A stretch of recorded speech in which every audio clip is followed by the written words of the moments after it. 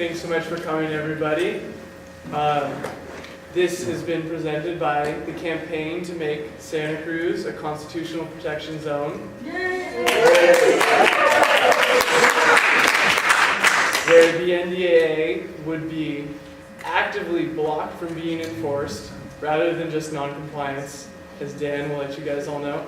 I'd like to thank Claire and Rigo for reaching out to Dan at Panda, America's biggest anti-NDAA organization, and Dan graciously visited us all the way from Ohio. Well,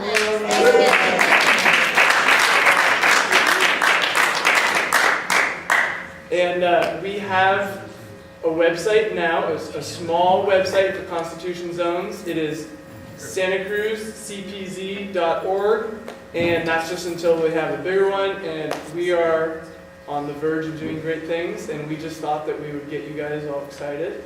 And I'll let Orlean introduce Dan. thank you.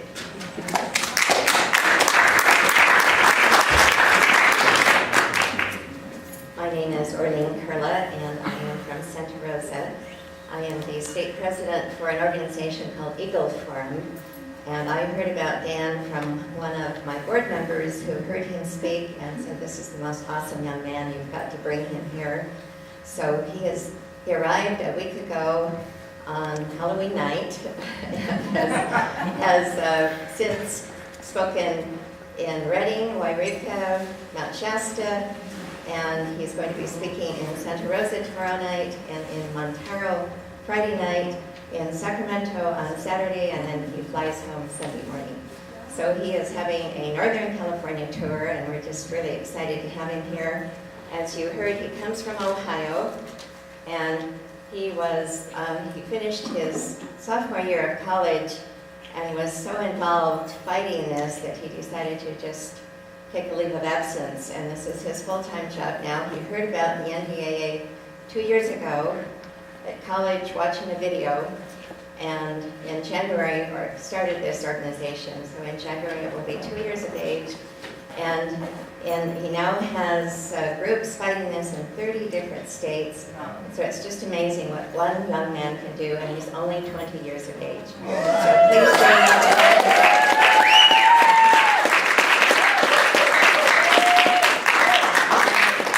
Also mention he is an Eagle Scout, he's homeschooled, and I have 5 sons and 1 daughter. I have 3 that were also Eagle Scouts, so I know what all that takes to accomplish that.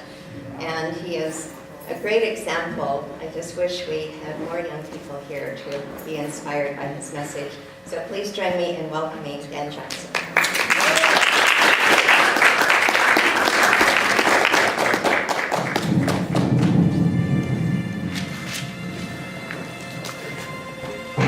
Earlier this week, the president signed the National Defense Authorization Act, A radical new claim of presidential power. It gives the military the power to indefinitely detain American citizens suspected, not convicted, of some sort of involvement or affiliation with terrorism. A bill that allows U.S. citizens to be transported overseas to prisons and held there without charges filed. Senators John McCain and Carl Levin are looking to make America into a military state and give the president the power to be judge, jury, and executioner. When President Obama signed the NDAA, sections of the bill were opposed by key members of his administration. Many civil liberties activists believe the law is unconstitutional.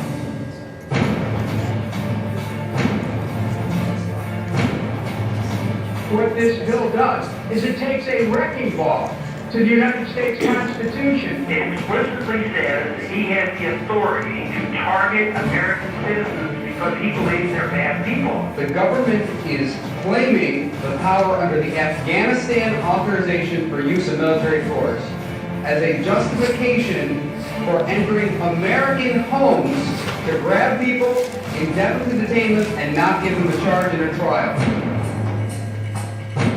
Individual, no matter who they are, if they pose a threat to the security of the United States of America, should not be allowed to continue that threat. And when they say, "I want my lawyer," you tell them, "Shut up. Get off. You're an enemy from that." There may be a number of people who cannot be prosecuted for past crimes. In some cases because evidence may be tainted. But who nonetheless pose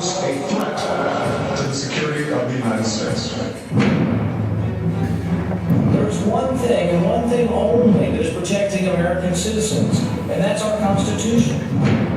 Is a baseball stadium more important than liberty? Are liquor licenses more important than due process? Please know what will come your way. Death, detention, prosecution.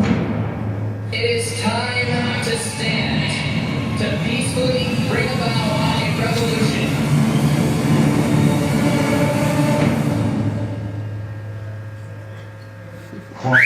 Somebody's going to have to say enough.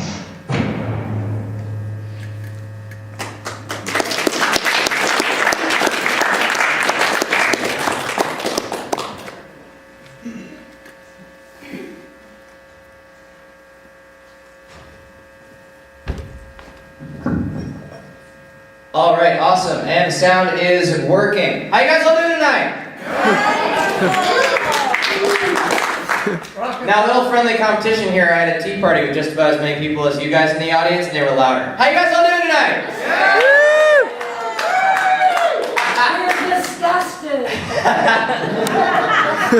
All right, so as Orlean Kurla mentioned, my name is Dan Johnson. I'm the founder and national director of PANDA, People Against the NDAA.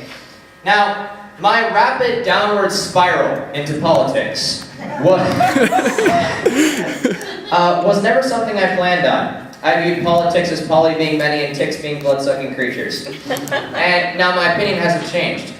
But what I found was politics affects every aspect of our lives. It affects where we can be, what we can do, how much we pay for things, where we can travel, who we can meet. Politics affects and changes all of that.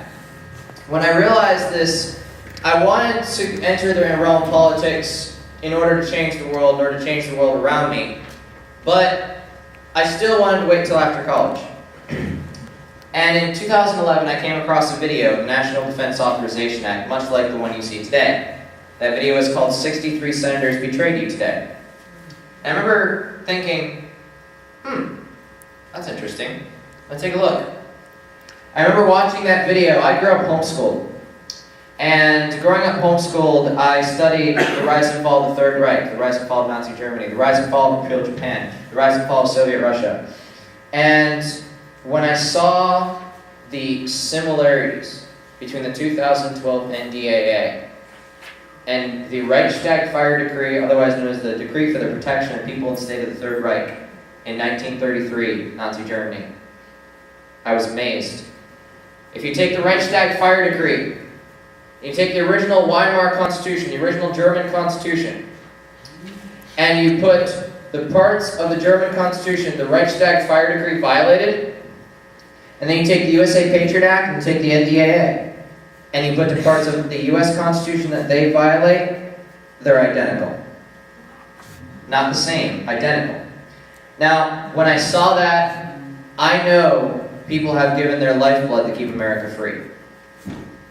And I knew I needed to take action, or I'd be spitting on the graves of the people. Whether they were fighting for freedom or not fighting for freedom, they believed they were. And those people, if they had come back today, would they have believed their sacrifice was worth it? I didn't think they would. And so I decided to get involved. I didn't know what to do. I did some more research. And on January 3rd, I decided I'm going to fight this a few days after the law was signed.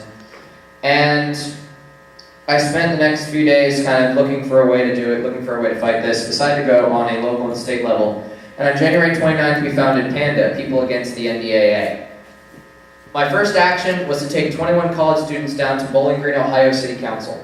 We had the local newspaper cover us twice. We had the local TV stations, TV cameras were in the room as we gave our presentation. You ever seen the crossing guard belts, right? Well, we were too broke to buy the crossing guard belts, so we were the Silver Duct Tape Brigade. And so Silver Duct Tape Brigade walks in and asks essentially them to make Bowling Green, Ohio a Constitution Protection Zone.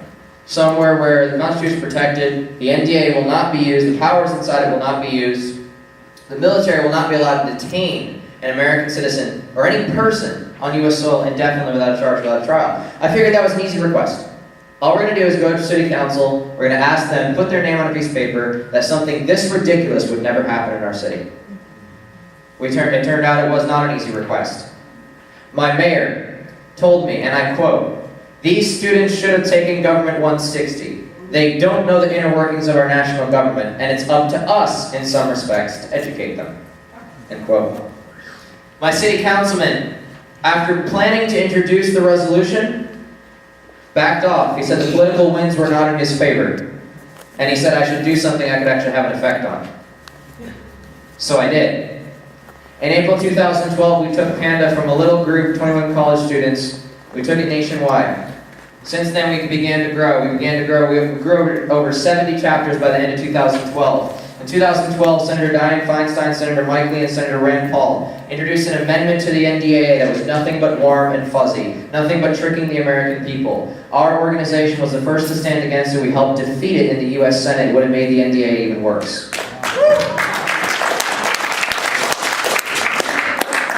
We continued from there. In 2012, we launched Operation Homeland Liberty to go into every state across America, 50 states, 365 days, introduce anti-NDAA legislation prohibiting the federal government from enforcing it in that state, essentially making the entire state a constitutional protection zone. We introduced 18 pieces of legislation, or pushed them through committee, pushed them through the floor. 3 of them got passed, all 3 of them were warm and fuzzy bills. One of them was California's AB 351. None of those do anything to protect your rights. After realizing the reception we have in the state legislature in Wisconsin, the head of the Republican Party of Wisconsin, the Republican legislature of Wisconsin, said if any Republican introduces a bill against the NDAA in our legislature, they'll be dropped from the Republican Party's funding. We will not support them next election. In several states, we had the Democratic Party we had Harry Reid fly down from Washington, D.C. to Nevada. In Nevada, we had a bill. It was one of the strongest bills, supported by 16 co-sponsors. There was very few bills in the Nevada state legislature at 16 co-sponsors. Harry Reid himself flew down from Nevada. The chair of judiciary was going to introduce, or was going to let it go through his committee. After Harry Reid flew down and flew back, chair of judiciary changed his mind, stonewalled our bill, and blocked it immediately. This is not a left issue. This is not a right issue. This is an American issue. And we've seen such pushback at the state level and at the federal level, we dropped to a city level. And so we launched the Take Back the Town campaign. In October of this year, we spent 2 months creating it. It's a decentralized campaign. It's a campaign that we put about 2,500 hours into a packet on a CD that I'll talk about a little more later in the presentation. And in this packet has all the information that anyone needs to defeat the NDAA in their city without our help. And so we've launched this campaign since then. We've taken 3 cities, and I'll talk about them later. All 3 were taken last month. And so 3 cities today in America are Constitution protection zones.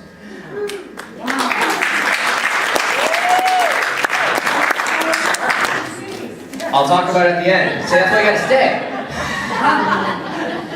All right. So this is what I want to do here. And I can't do this for you. I'm going to present information. I'm going to give you the tools to do it. It's up to you. Yes. It's up to you to pressure your county commission. It's up to you to pressure your city council. They work on pressure. Politicians are not people. They're political animals. They bend in the spine regardless of whatever their electorate says. If you push hard enough, they will listen. And so I'm going to present tools. I'm going to present resources. I'm going to present information to you. And then I'm going to leave it up to you. And I can't control it from there. So I'll have you guys, it's up to you guys to choose whether to stand up at the end of the presentation, and thank you so much for being here. So, National Defense Authorization Act for fiscal year 2012.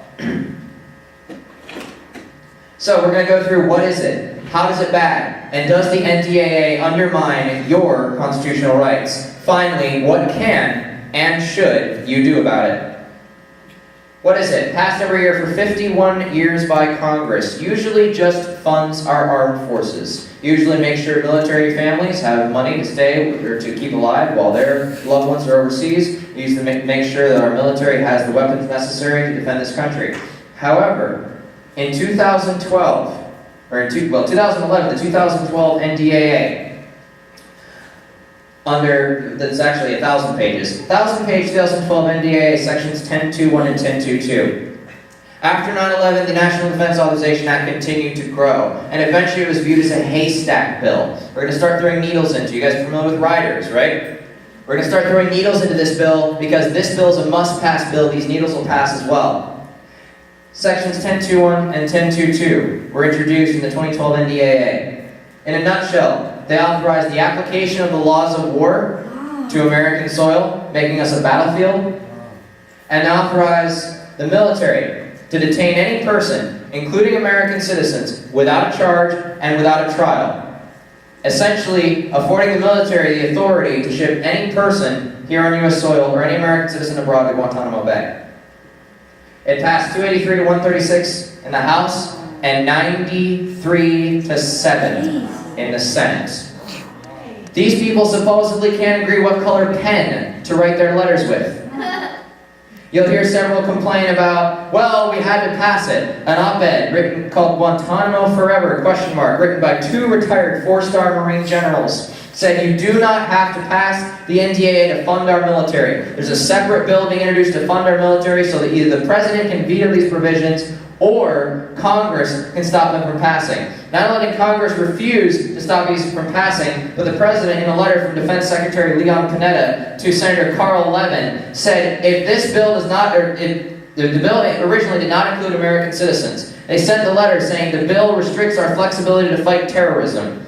After the letter, Senator Carl Levin changed the bill to include American citizens. The Obama administration dropped its veto threat. So, the 2012 NDAA takes its authority from the 2001 Authorization for Use of Military Force. Who's familiar with the term War on Terror? Yeah. Alright, this wonderful war on an emotion. War on Terror. 2001 AUMF passed around the same time as the Patriot Act, got 0 press coverage compared to the Patriot Act. 2001 Authorization for Use of Military Force can be viewed as America's official entry into the War on Terror. Let's take a look at it. Here's the language from the Authorization for Use of Military Force. In general, the President is authorized to use all necessary and appropriate force against those nations, organizations, or persons who he determines, planned, authorized, committed, or aided the terrorist attacks that occurred in 9/11, or harbored such organizations or persons in order to prevent future acts of terrorism. In here, we gave the President very broad authority. We should never have done that. President Bush requested the authority, Congress and the American people unilaterally gave it to him. In this authority, however, it is still tied to a past event. The AUMF dropped the standard from probable cause to some evidence. Under the AUMF, there was an Arabic man outside, who was staying in a hotel outside the Twin Towers. He had a pilot's radio in his room. Agents went through, found the pilot's radio, detained the man. They brought to court this pilot's radio saying he had a pilot's radio in his room, he must have been directing the planes in the towers. After he was detained for several weeks, what was found was that a local pilot left the radio in his room. It wasn't his radio. That's the authorization for use of military force. However, they still had to tie him to 9/11. The NDAA changes all of that. 2012 NDAA expands the authority. Section 1021B2. A person who is a part of or substantially supported Al-Qaeda, the Taliban, or associated forces that are engaged in hostilities against the United States or its coalition partners, including any person who has committed a belligerent act or directly supported such hostilities in aid of such enemy forces. Now, who can tell me what that means? Okay. Anything. Let's take a look. How is it bad? Here's the sections. AUMF and 1021B1. Now, Orlean Curler wrote a book called Stealth and Deception. I told her she should rename it Politics. This illustrates the type of political games they played to hide what the NDAA actually did. They didn't have to copy the AUMF into the NDAA, yet they did it because one of the main arguments why we should not fight this law is the exact same thing as the law they passed before. 1021B1 of the NDAA and AUMF. Any person who planned, authorized, committed, aided, or harbored the terrorists who perpetrated 9/11.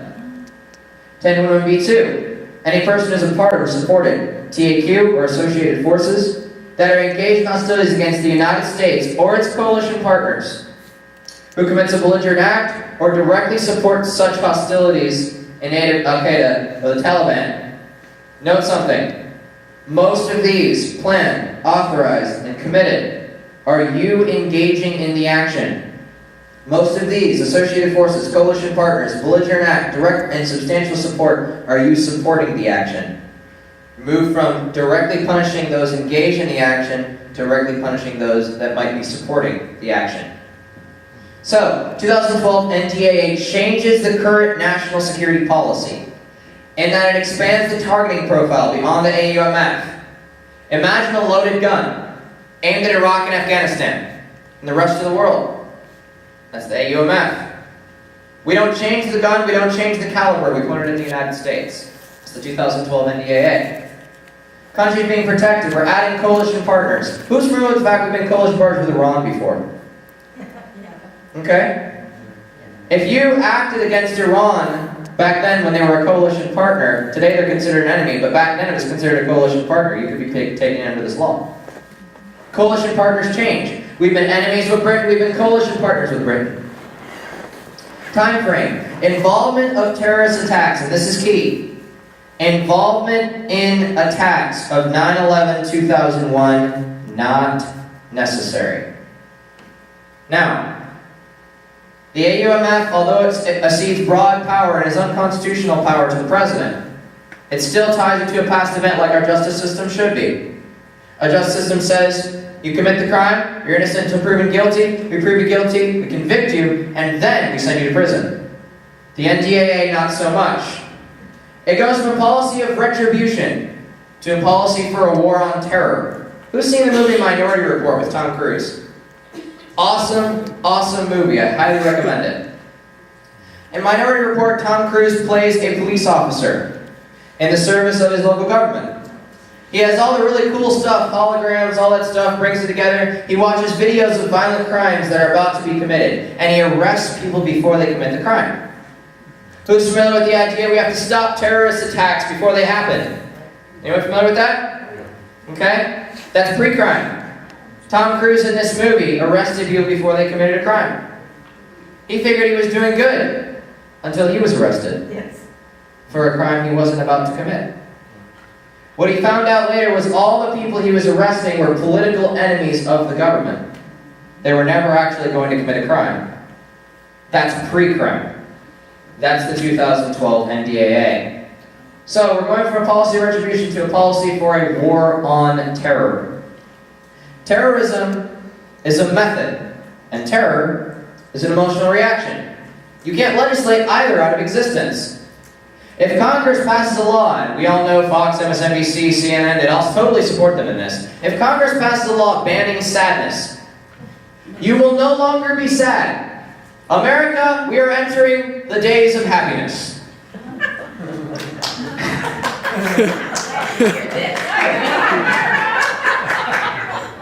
If Congress passed that law, signed it, and put it in place, and the president signed that law into existence, would all of a sudden no one be sad? Would it work? Of course not. Why not? Can't do it. No, extra. Why can't you do it? Because it naturally happens.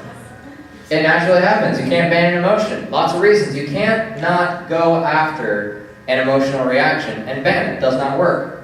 Even going after a substantive action. How well has the war on drugs worked? Aha. Yeah. So, you also can't ban a method. So they declare this war on terror. We've already seen how they can't ban that. You also can't ban a method. If Congress decides it's going to be more efficient if we pass a law that everyone must enter doors sideways. They can no longer enter doors walking forward. They must enter doors walking sideways. Would that law work? Why not? It's more efficient. You can fit 4 people through the same door, you can fit 2. Why wouldn't you follow it? Why? Because it's stupid. Hey, I love it. I was teaching a high school class yesterday. It's exactly what they said. That's stupid. Yeah, it is. I agree. You cannot legislate a method out of existence, and you cannot legislate an emotional reaction out of existence. So when Congress tells you it's passing this law to stop terror, they're either stupid or lying.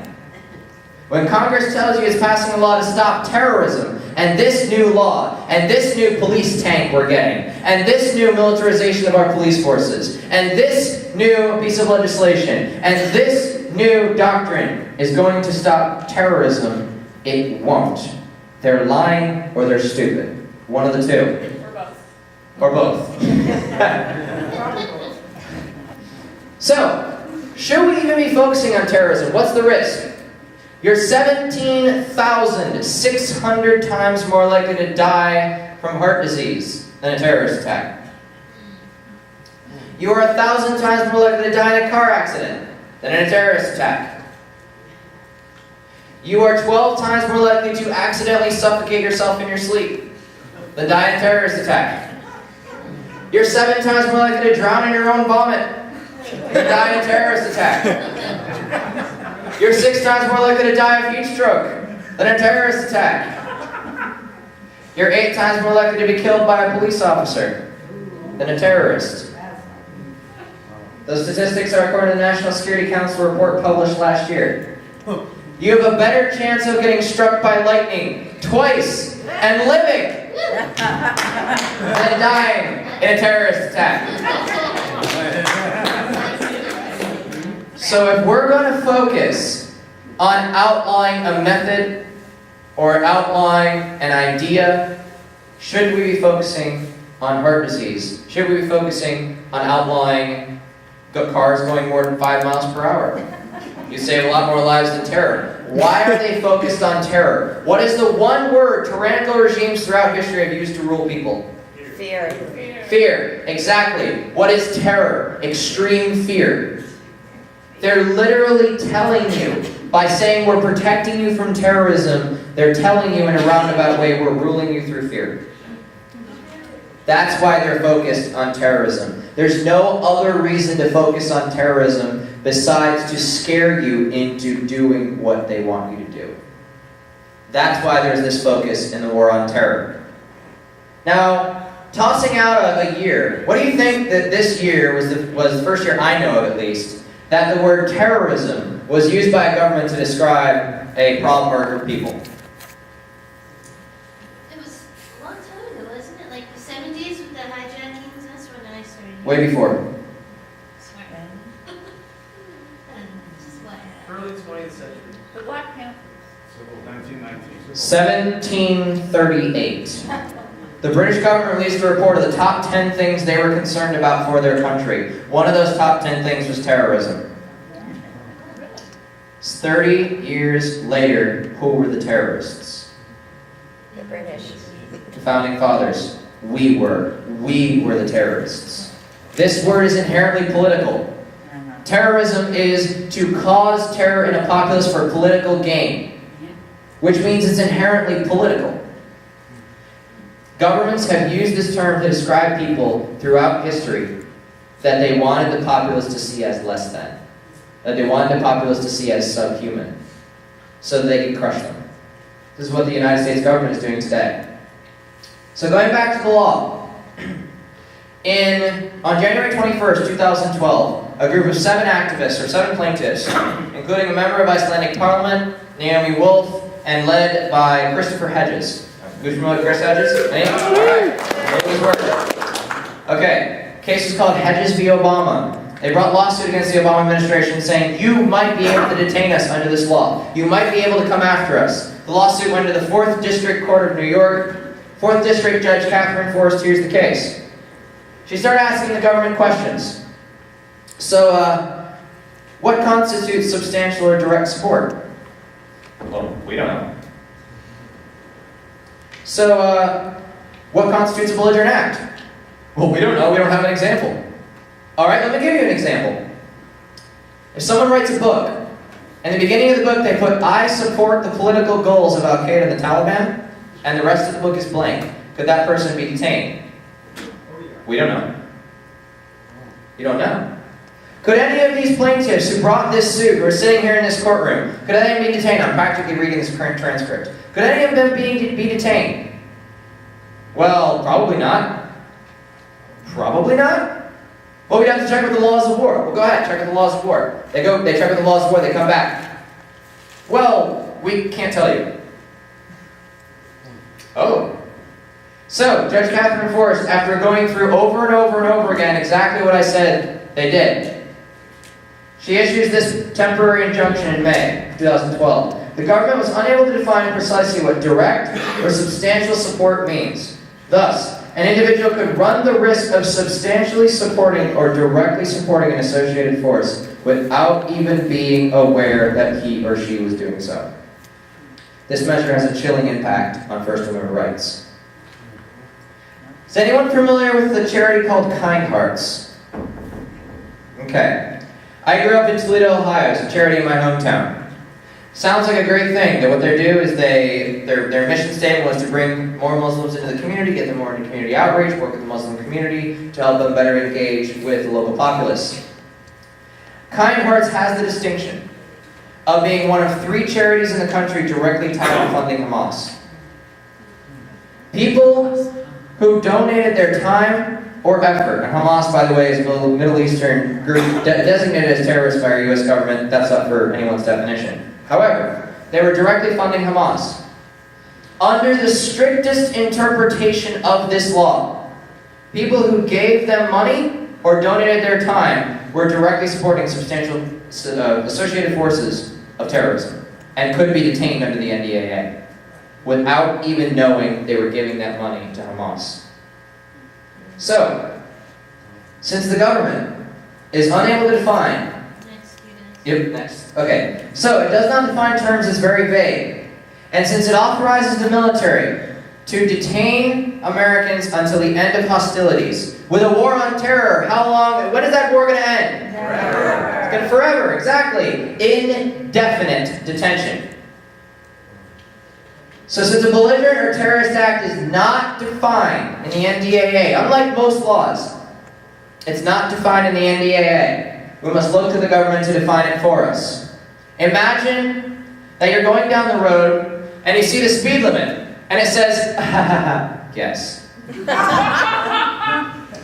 That is the logical equivalent of the NDAA. So let's look to the government to break it down. What do they mean? What are some of the definitions of a terrorist? This is from a document called Communities Against Terrorism, a document series, released by the FBI and Bureau of Justice Assistance. These are given out to business owners across the country. Here's what you're supposed to watch out for. Here's what you're supposed to report to us as far as terrorism is concerned. People or groups who demand identity privacy. Wow. Insist on paying with cash instead of credit. Anyone who has a missing hand or fingers. What about our Purple Heart veterans? Make racist or extreme religious statements coupled with comments that are violent or appear to condone violence.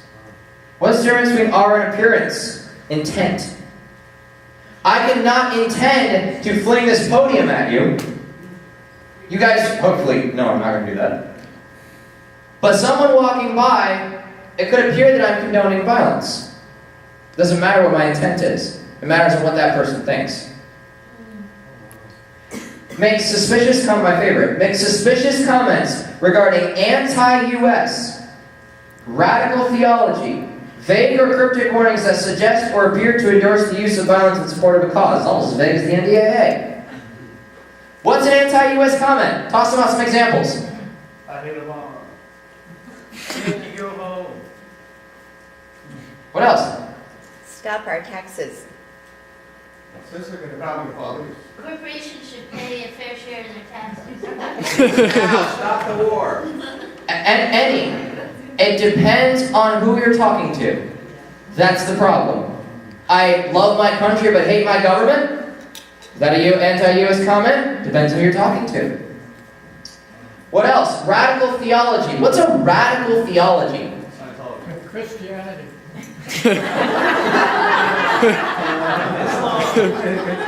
Islam, Buddhism, Christianity, Taoism, vampirism. You know, some of these I think are somewhat radical. You know, if you guys want to suck on each other, then I guess go ahead. And you know, you laugh when he talks about Christianity. Well, Jesus was pretty radical. And whatever your views on Christianity, the military has been teaching their officers that Christianity is an extremist group. Christians are an extremist group. I don't think they should be teaching that any religion is an extremist group. Okay? Vague or cryptic warnings. What's a vague or cryptic? What's the problem with a vague or cryptic warning? It's vague. It's mega cryptic. You're not supposed to get it. What else? This is from a report called the Department of Homeland Security Science and Technology Center of Excellence, START Report, National Consortium for the Study of Terrorism and Responses to Terrorism. This was released 31 days after the NDAA was signed into law. Groups are nationalistic, as opposed to universal international orientation, anti-global, suspicious of centralized federal authority, reverent of individual liberty, and believe in conspiracy theories that involve grave threat to national sovereignty and/or personal liberty. Wow. Sounds like Man. Who fits that? All right. Now note something very concerning about this. Regardless of what words you put in here, the key is suspicion, reverence, belief. All of those are thoughts. None of those are actions. Is thought a crime now? Single issue. Groups or individuals, panda, that obsessively focus on very specific panda or narrowly defined causes. This category includes panda, groups from all sides of the political spectrum. In case you haven't guessed, I now run a terrorist organization. According to the Department of Homeland Security. What else? This is from a report called Police Discuss Terrorism at the White House. They brought 2,000 police chiefs together to discuss ways of combating terrorism. This is not Department of Homeland Security. These are your local police chiefs. What they came up with was in a report published in Time magazine. It was taken down shortly after. I have no idea where it went. This is all we've got. Screenshot. People likely to commit violence speak against the government. What other country had a law punishing people with exile, imprisonment, or death if they spoke against the government? Soviet Russia. Penal Code 38. Spreading anti-communist propaganda, speaking out against the Communist Party, or not reporting someone speaking out against the Communist Party or spreading anti-communist propaganda was cause for exile, death, or imprisonment. They blame the government for their perceived problems. Number one, you have no problems, your lives are perfect. But if you blame the government for your non-existent problems, you're a terrorist. Unusual or extreme actions that catch the attention of others. See how easy that was? The Fire Department of New York, I didn't say police. The Fire Department of New York was ordered to report license plate numbers of any cars that had a map on the front seat. They consider that a suspicious activity. Active online to show extreme views / connect with others. Has anyone ever sent an email? 4 people? Alright. You have all connected with others. A document released for internal military use only, yet leaked to the press, says that if you do not connect with others, you're a terrorist. Catch 22. Who are these 2 guys? Any idea? You. No, not quite. The top is Cameron D'Ambrosio. He's a teenager in Boston who rapped about the Boston bombing and said, oh, I'm going to do it bigger and all this stuff. Now, I know rap lyrics doesn't necessarily mean he's going to bomb somewhere. Could mean he's going to make it bigger on the news. Could mean he's going to do it bigger to be more famous. Whatever. He was facing 20 years in prison for rapping about the Boston bombing. Do I think that's stupid? Yes. Especially a week afterward. Do I think it requires 20 years in prison? He's 18. No, I don't. A grand jury luckily acquitted him. The bottom man was not so lucky. This is Justin Carter, who's 19 years old. Any familiar with League of Legends, World of Warcraft, those type of games? Alright. It was a heated match on League of Legends. And afterward on Facebook, somebody called him insane. He remarked, oh yeah, I'm so insane. I'm going to shoot up a school and grab the children and eat their still beating hearts. Okay? Everyone here can pretty much tell that's sarcasm. A Canadian woman couldn't. She contacted the authorities. He was in jail for 5 months, facing 8 years. He was called a terrorist. And while he was in jail for those 5 months, he was beat within an inch of his life. If he had not, an anonymous donor bailed him out with $50,000. They have no idea who it was. If they did not, he would still be sitting in prison. This is how we've expanded the definition of terrorist. And this is what we're doing about it. I was teaching 2 high schools yesterday. I went through example after example. 2 14 and 15-year-old girls in my state of Ohio were talking on Facebook, and one of them said, yeah, I like hate 95% of the people in this school. And the other girl said, yeah, we should totally go on a shooting spree. Bang, bang. The other girl said, yeah, bang, bang, I'm with you. Let's go. LOL, LOL. And then the other girl said, yeah, you're first on my hit list.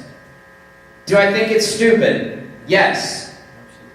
Do I think that is a terrorism charge? No. They were both arrested. 14 and 15. San Diego, California. Burbank, California. In both areas, teens were arrested for terroristic threats. In Indiana, you guys, who's familiar with the Drano and aluminum foil bombs? Okay, you shouldn't be. But that type of fun, that type of fun little explosive, it's kind of fun. It's a nice chemical reaction. It's kind of cool. It doesn't actually kill anybody. It's kind of fun. Nice chemical reaction. A group of 5 13 to 15-year-old boys put one of those on the neighbor's porch. They opened the door, it went boom, and scared the neighbor. Well, the police department didn't think it was funny. They're charging, and the DA is charging 13 to 15-year-old children with operating and detonating a weapon of mass destruction. Oh my gosh. Detonating a weapon of mass destruction is a capital offense, up to and including execution. For a Drano bomb. That's it. This is how we're expanding the use of the word terrorist to include people who have nothing to do with it. And this is what the 2012 NDAA relies on. Let's continue. So, if you can't understand what makes you a terrorist and avoid all of it, indefinite detention is the punishment. NDAA Section 1022A1, custody pending disposition under the law of war. In general, except as provided in paragraph 4, the armed forces of the United States shall hold a person described in military custody, or a person in paragraph 2 is captured in the course of hostilities authorized by the War on Terror, in military custody, pending disposition under the law of war. This is not your local police. This is not your local sheriff. This is not even your state police. This is the military, detaining you militarily. Now, does it mean they can't use the FBI to go get you? No, absolutely not. Here's a scenario of exactly what could happen. You're pulled over on the side of the road for speeding. You're annoyed, the officer pulls up. Little do you know he has a federal notice out for your arrest. The federal notice states he should take you in under NDAA. He arrests you, puts you in the back of his car. You're thinking, oh crap, now I'm going to the county jail. You're not going to the county jail. You're going to Fort Leavenworth. You're detained there as a unprivileged enemy belligerent, which I'll get into. You are not afforded the status of prisoner of war. Prisoner of war has protections. They don't want that. You're brought to military prison. You may get a military trial. You may not. You will not get a lawyer, and you will not be able to call your family. This is what happens in the 2012 NDAA. Do we really want to give the president that kind of power? No. Do we really want to give the president that kind of power? No. Absolutely not. I wouldn't even trust my own mother with that power. All right. So, does the 2012 NDAA undermine your constitutional rights? Yes. This is a short list. I haven't counted for California. I probably should count for California. But when we looked at the Oklahoma Constitution, the U.S. Constitution, together the 2012 NDAA sections 1021 and 1022 violate 25 provisions. The United States Constitution alone, they violate 14. But I have a short list here, and you have a short list on the little pamphlet that I gave you. Article 1, Section 9, Suspension Clause. Suspending habeas corpus requires an act of Congress, and the public safety will require it. The public safety must require it, must be in case of rebellion or invasion. Congress is not suspending habeas corpus, they're just ignoring it. Article 3, Section 2, grand jury indictment. If you do not get a trial, you will not get a grand jury. Article 3, Section 3, treason. This one is interesting. First of all, it's important to note that in rebellions in the past in America, we have not tried them in military court, usually. We tried them under the treason clause. Why? Because we consider it treason. The treason clause was specifically put in place so you could not be tried under the law of war as an American citizen, or as people on American soil. Because during the Revolutionary War, the British would take people like Nathan Hale, this was 19 or 21, I don't remember which, when he was hanged. He was 21. 21. Nathan Hale was 21 when he was hugged by the British. They did not give him a civilian trial because he was a traitor. They did this to many of the Founding Fathers. And today, we have the treason clause of the United States Constitution. The only crime in the U.S. Constitution defined is treason. And they put a very high bar. You have to have the confession of 2 witnesses in open court, or you have to confess yourself in open court to the crime.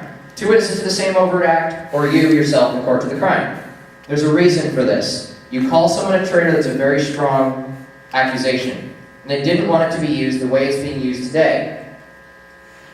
In a treason trial, you get a civilian trial. Absolutely 100% guaranteed. Yet when we called Anwar al-Awlaki a traitor, we executed him with a drone strike. He's an American citizen from Colorado, in Yemen. Also, treason shall only exist in levying war against them, or in giving aid and comfort to their enemies. Well, if Congress says the laws of war apply here in American soil, thereby declaring America a battlefield, and as you've seen here, they declared you the enemy, what more evidence do I need to say they declared war on you? Very little. They should be prosecuted under the treason clause, yet they're not being. Article 3, Section 3 is violated. First Amendment, free speech. Christopher Hedges testified in court that because of the 2012 NDAA, you know he has interviewed senior members of Al-Qaeda, senior members of the Mujahideen. He testified in court he has not written articles about those. It has chilled his free speech because he fears being indefinitely detained by the military. How many other journalists are under that effect? There was a Washington Times journalist recently who was raided by the Department of Homeland Security. They had a valid reason. Her husband had a light felony, but it was a felony nonetheless. He had guns in the home, so they were taking the guns out of the home. What did they also take? They took her reporter's notes. All of them. They raided her as a journalist because of some of the stories she had put out. Today, that is a chilling of free speech. Even if the 2012 NDAA is never used, the fact that it exists chills free speech in America. Second Amendment, right to bear arms. Won't go into this too long, but if you have multiple weapons, you're considered a terrorist immediately. Do some of you disagree with having multiple weapons? Perhaps. Do I think it should be cause for calling someone a terrorist? Absolutely not. Weatherproof ammunition. You're a terrorist. Fourth Amendment, securing your persons and papers. If they take you, you're not securing your persons and papers. Fifth Amendment, right to due process. Sixth Amendment, right to a speedy and public trial. You will not get a trial, therefore you will not get a speedy and public trial. And if you do get a trial, you might get a military trial, which are not public. Eighth Amendment, cruel and unusual punishment. We'll get to that in a minute. 14th Amendment, right to due process in the states. Just here, the 2012 NDAA is the most dangerous law in America with the number of constitutional provisions it violates. And just the short list we have here accomplishes that. So, even though the 2012 NDAA directly violates at least 6 amendments of the Bill of Rights, this is not the most dangerous part of this law. Something I've talked about mentioned a couple times in the presentation already. The most dangerous part of the 2012 NDAA is in the requirement to detain. The Armed Forces of the United States shall hold the person described in paragraph 2 captured in the course of hostilities under the War on Terror pending disposition under the law of war. The law of war. Give a little history. The law of war was invented in the Geneva Conventions, international laws of war. They set aside 2 classes of person. Number 1, combatant. Number 2, non-combatant. Very simple. You're a combatant, you have a uniform, you're under a command structure. You have a non-combatant, you're a civilian. In 2001, the Bush Justice Department didn't like the fact that both those categories prohibited torture, and both those categories prohibited execution without a trial. Therefore, the Bush Justice Department created a new category out of thin air and called them unlawful enemy combatants. This category has all the penalties and penalties of the laws of war, but none of the protections. No prisoner of war status. This is what they used to torture the suspected 9/11 hijackers in Guantanamo Bay. Then, in 2007, the Council on Foreign Relations advised Congress in a report that since they could only currently take combatants and strip them of all their rights, that was kind of restrictive. Then they'd be able to take non-combatants and do the same. They advised Congress to change the definition from unlawful enemy combatant to unprivileged enemy belligerent, which number one implies your rights are a privilege. Not according to my Constitution, not according to my Declaration of Independence, but implies your rights are a privilege. Congress accepted this recommendation in the 2009 Military Commissions Act. This was exactly what they called Colorado citizen Anwar al-Awlaki and his 16-year-old son, who we killed in 2 drone strikes 2 weeks apart. We executed 2 American citizens. Who's familiar with the filibuster against drones in the Senate? While the filibuster hoopla was going around, Eric Holder quietly released a letter. The letter admitted we killed 2 other American citizens they'd never before talked about with drone strikes. How many more? I have no idea. If they would lie about killing none, then they lied about killing 2. Are they lying about killing 4? I have no idea. Well, what justification did he use? He called them unprivileged enemy belligerents. Why do you think the term belligerent act is in the NDAA? The category that was created to torture, used to execute, now applies to every American citizen here on American soil. That's how dangerous we're talking about with the laws of war. Now, what are some of the times the laws of war have been applied in America? There are 2 times they've been applied nationwide before the NDAA. Both times you'll probably know. In 1862, Abraham Lincoln signed Proclamation 94, suspending habeas corpus in the United States before the Civil War. He didn't just suspend habeas corpus. In this order it says, the military shall be given jurisdiction over people found disloyal to the northern government. We detained 15,000 northerners during the Civil War and executed most of them. Supreme Court in Ex parte Milligan said the Constitution is a shield that protects both rulers and men, and both people and rulers, men and all people in all times, and under only the most pernicious circumstances, under extraordinary circumstances, any of its provisions could be suspended, is pernicious, otherwise known as a lie, and leads only to anarchy or despotism. Quotes from the U.S. Supreme Court, Ex parte Milligan. We didn't learn our lesson. February 21st, 1942. President Franklin Delano Roosevelt signs Executive Order 9066. This executive order says nothing about detention, never mentions imprisonment. What it says, the military shall be given jurisdiction over certain areas of the country. We detained 120,000 Japanese Americans, and the Supreme Court approved it. Those are the last 2 times it was applied nationwide, before NDAA. Let's go more local. Big Bear Lake, California. Earlier this year, Christopher Dorner, former LAPD cop, is being chased through California. The town of Big Bear Lake, California is placed under military control. They search every single home, regardless of whether you're home or not, regardless of whether you want them to or not. They search every single home that is essentially under martial law. Watertown, Massachusetts, April of this year. The police response to the Boston bombing was led by the police in Boston. It was led by the military in Watertown. In Watertown, Massachusetts, they did what we called the Declaration of Independence cordon and search. One of the reasons we seceded from Britain. In cordon and search, they cordoned off all of Watertown, and they searched every single home, regardless of whether you liked it or not, for a teenager who was later found to be unarmed. Every single home. You can watch videos of people being pulled out at gunpoint. They took reporters, slammed them on the ground, searched them, body cavity searched them, and then sent them on their way. They took people, they picked them up in the middle of Watertown, Massachusetts, dropped them off in different cities and told them to walk home.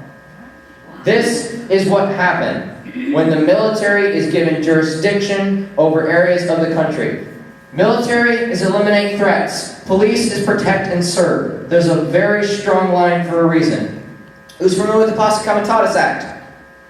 Posse Comitatus Act was put in place because the military was abusing its powers in the Reconstruction era after the Civil War and forcing people to vote one way or another in the South. That's why we put this in place. The military shall not be used as a posse comitatus or a force of the county. Essentially, the military shall not be used in law enforcement. Now, have you seen the militarization of our police forces? They're starting to get surplus military equipment. Who's familiar with the Bearcat? Oh, yeah. Okay. Minor armored tank used often against Occupy Wall Street. Yes, Department of Homeland Security. Now, what comes free with this Bearcat once you purchase it from the Department of Homeland Security? Military training in military tactics for your police department. And military uniforms. Providing military advice and assistance to your police forces. As police forces become more militarized, SWAT raids and the war on drugs have increased dramatically in the number of deaths caused in those SWAT raids. Power corrupts, and absolute power corrupts absolutely. Look at the difference between a police officer with a baton and a police officer with an M16. So there's a very big difference in the way they carry themselves and how they handle themselves. We've gone past militarizing our police force. We're saying now it's just the military. What's better about this, and I haven't gone into it today, I don't have time to, but what's better about this is Senator Dianne Feinstein introduced an amendment to the 2012 NDAA. And she claimed she dragged Japanese Americans on the floor of the Senate and used them for political toys. And she claimed that this amendment would stop the NDAA, this amendment would stop everything. This was while it was being passed. This amendment says the requirement does not extend to citizens of the United States, which a layperson would look at and go, oh, that obviously means we're not included under it. You don't write a law for no reason. Sections 10.2.1 and 10.2.2 don't need to exist if it doesn't apply to American citizens. The AUMF covers that. What it says is the requirement does not extend. If you remove the requirement, what do you have? An option. Exactly. An option. So now we've created what in Nazi Germany they call the two-track court system. The military is not required to detain you, so when we're funding Al-Qaeda in Syria, the military is not required to take Congress and put them in military detention. But they have the option to. In Germany, you had scenarios like this. You're a sergeant. You bring someone in for distributing Jewish literature. They come in, the commander looks at them and says, put them in a military court. Military court decides to go in a detention camp, concentration camp. Or, the next day, you bring in someone for spray painting across posters of the Nazi regime. Commander says, that's my buddy. He gets his constitutional rights, he walks free. That's the two-track court system. That's what we've created here in America in the 2012 NDAA.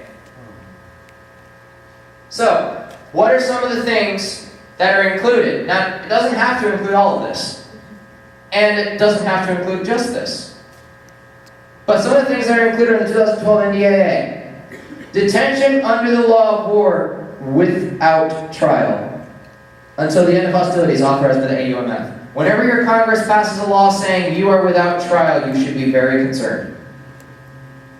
Trial under Chapter 47A of Title 10, USC, as amended by the Military Commission Act 2009. Essentially, trial in front of a military court. Most of the times, American citizens are brought in front of military courts that are either A, detained, or B, executed. Transfer trial by an alternative court or competent tribunal having lawful jurisdiction. So, Constitution says, you'll be tried in the state and district in which you committed the crime. This says, if we think a corrupt judge in Florida will convict you better than a judge up here, we'll take you and we'll try you in Florida instead of California. Transfer the custody or control of the person's country of origin, any other foreign country, or any other foreign entity. This is the we can transfer you to whoever we want, whenever we want, wherever we want clause. I'd rather be detained. I don't want to be detained, obviously. But I'd rather be detained by the US military than the Pakistani military. I think they treat me better, and at least I can speak their language. A friend of mine was doing women's rights activism in China. She was interrogated by the Chinese police. Now, she didn't understand the language. It's much scarier of an interrogation than an FBI or CIA interrogation would be, because you didn't understand the language, you didn't understand what they were saying. Well, today, you can be transferred off anywhere. It's called rendition. Any foreign country, anywhere, any foreign entity. Who's aware of the United Nations organization Interpol, International Police Forces? Who knows they were given diplomatic immunity on U.S. soil? A couple of you. Executive order signed this year, shortly after the NDAA by the President, gave diplomatic immunity, which we usually only give to ambassadors. There's a reason for diplomatic immunity. You don't want to go to a foreign country and not know their laws and accidentally break some of their laws and be punished for it as an ambassador. They have diplomatic immunity for that. We usually don't give it to armed forces. We gave it to Interpol. So you could be transferred to Interpol. Now, essentially what they've done is they've taken the U.S. Constitution, one supreme law of the land, and they've allowed it to be replaced from time to time with the law of war if they don't like you. It's that simple. They've taken the Constitution, and as somebody said who's setting up the audio here, they use it as toilet paper. They've thrown it on the ground. It's no longer necessary. It's something that, to them, is not only no longer necessary, but apparently dangerous. One of the other reports I didn't share, called Challenge from the Sidelines, Understanding the Radical Right, lists anti-federalists as possible terrorists. Now, there's not an anti-federalist club meeting tomorrow. There's not an anti-federalist coffee shop next door. It's not a word used very often in our society.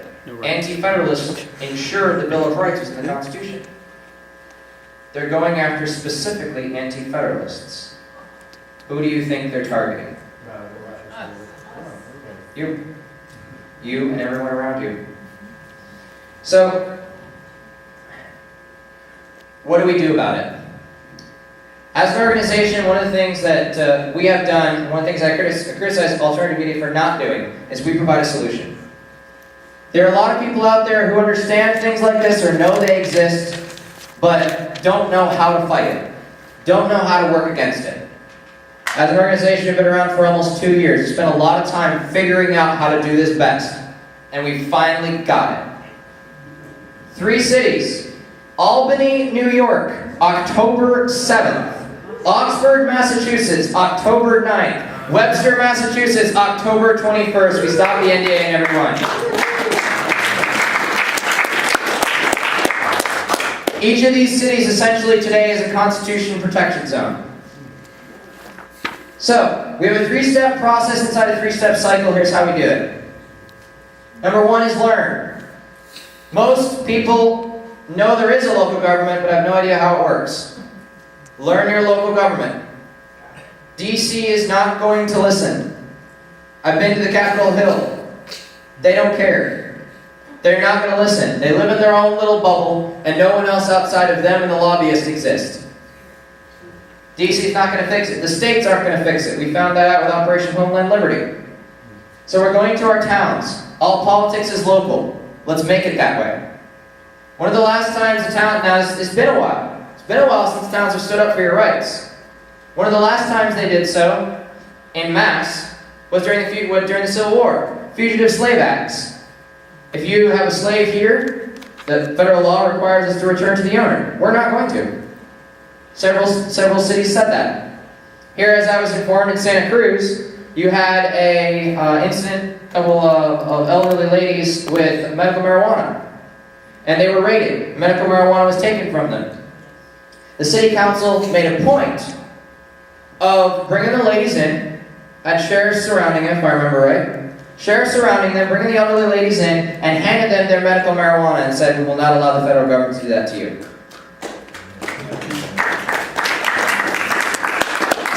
This is an example of cities standing up for their people's rights. So first of all, learn about the NDAA, learn about your local government. Second of all, build. This is not a left issue, and it's not a right issue. The first group to protest the NDAA's passage, the day after it passed, was Occupy Wall Street and Grand Central Station. The second 2 protests were the Worcester Tea Party along with Occupy Worcester in Worcester, Massachusetts, and the Medford Tea Party along with Occupy Medford in Medford, Oregon. They were the first two protests the Tea Party and Occupy had joined together with in history over this. And the more we bring people together, we're going to see more of it. Build an anti-partisan coalition from left, from right, and everywhere in between, upside down, round and round, etc., etc. Then finally act. This is a 3-step process. Number 1, contacting and working with your city council or your county commission and getting them to pass a resolution against the NDAA and the actions behind it. Now, not just against NDAA. I'll go through California's AB 351 in a second. But not just against NDAA, but against the power itself. So no matter where they claim that power is, they can't use it. And after you pass that resolution, you get them to pass that, then you bring it to your police department, bring it to your sheriff's department. This is now law in this county. This does not happen. And now that it's unconstitutional to enforce the laws of war, we are not a battlefield. Now it's unconstitutional to enforce the laws of war in this city or in this county. You as a police officer who take an oath of the Constitution, or a county official who takes an oath of the Constitution, have a duty to interpose to protect my rights because of your oath to the Constitution. Educate them on that. Show them the resolution. You're not just walking in there as a person saying, well, I don't want you to do this. You're walking in there with a city law. And then finally, because you shouldn't trust two groups of people, politicians and law enforcement. Why? They have more power than you. Power corrupts, but absolute power corrupts absolutely. And all good men are bad men. Lord Acton. Now, I don't believe all good men are bad men. I've met many good people. But it's an admonition to say that if you take that power and you think you're better than everybody else who took that power because you have integrity, watch out. It's not your morals that change you, it's the power that changes you. Two, you should not trust law enforcement and politicians, especially politicians. So we set up in order to defend this now newly created constitutional protection zone, at least under NDAA. Now you're going to have to work on other issues. And little by little, you have to take on issue at a time. They won't stop all issues at once. And if you let them say, well, this is a constitutional protection zone, there's no specifics for law enforcement to follow. None. You made it impossible to enforce, and they don't care. So, finally, we set up a rapid response team in each city, or each county, where we create this protection zone. Rapid response team is a bunch of citizens who go about their daily lives. The only other thing they do is they watch out on their government. They watch out for what could possibly be a use of the NDAA. Hey, the FBI raided Joe's house last week. We haven't seen him since. You want to call the local police department and ask for the warrant? If the federal government operates in your local jurisdiction, they have to let the local police or the sheriff know. That's law. They're required to. If they don't, your police are going to be happy to hear about it. And if they did, they should be able to provide a warrant. The constitutional reason why they detained or searched or got these people. If they do not, you know what scares the pants off city councilmen? Having 100 people show up in their room demanding why they violated their oath. That's what scares the pants off your politicians. That is our process to set up a constitution protection zone in every city and county across America and to stand up for the rights of people across America. Now, at the end of this, I'm going to have CDs and a sign-up sheet in the back. The CDs and the sign-up sheet are only for those of you who are very serious. The CD is not an easy one to get through. It's 2,500 hours of research gone into this.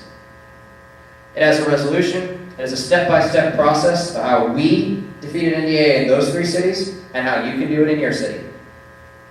If you're serious about taking back your town, if you're serious about taking back your county, put your name on there, email, phone number, that helps us get in touch with you so that we can help you out if you need help. What I can do here is present you with the information and present you with the resources to do so. I only have about, 10 CDs. So it's going to be there's going to be people who are very serious in this audience. Grab one. But if you definitely want to make sure you get this information and you have a pen and paper handy, Panda Takeback. PandaUnite.org/takeback or Panda Takeback. Now, I didn't get in this fight because I wanted to remove words from a piece of paper. It's not why I got in this fight. I got in this fight because I have studied the rise and fall of the Third Reich, studied the rise and fall of Imperial Japan. I've studied the detention of Japanese Americans here in this country. And I don't want to live in a world where the military runs the streets. I don't want to live in like a third world country where the military is standing outside my kid's bedroom window with an AR-15 or an M16 with a tank. I don't want to live in that kind of world. The next generation didn't deserve it either. They've done nothing to deserve this. If not doing it for ourselves, I don't have kids, but there are young people I know, I have brothers, 16 and 13. They didn't deserve this world. And so, I eventually want to be able to look a young person in the eye, 3, 4, 5 years old, someone who hasn't lost their innocence yet. I want to be able to look them in the eye and I want to be able to tell them, you're free. I can't do that today. And that's why I'm out here doing this. Because I can't do that today. I was in Coos County, Oregon. A lady who ran the local progressive paper came up, stood in front of a group of oath keepers and mixed bag. She talked about how her son had been wounded in Iraq and come back as a wounded war veteran, Purple Heart, could no longer walk. And she recited the poem of the unknown soldier.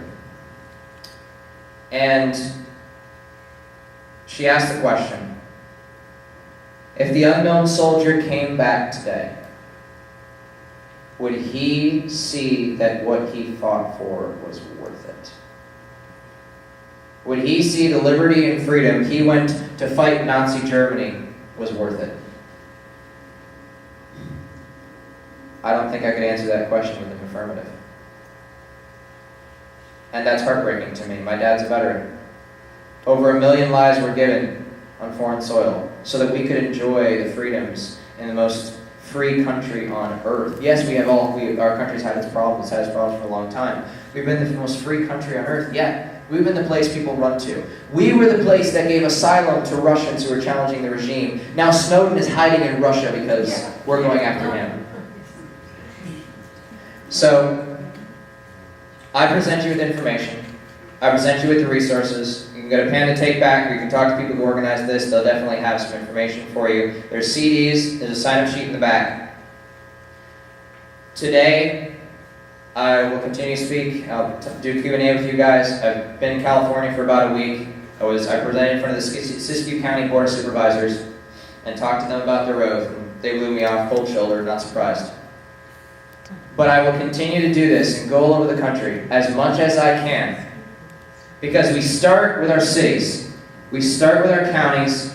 We start with our local governments. In Egypt, who's familiar with 7 million people who protested in Egypt? Largest protest in the history of the world.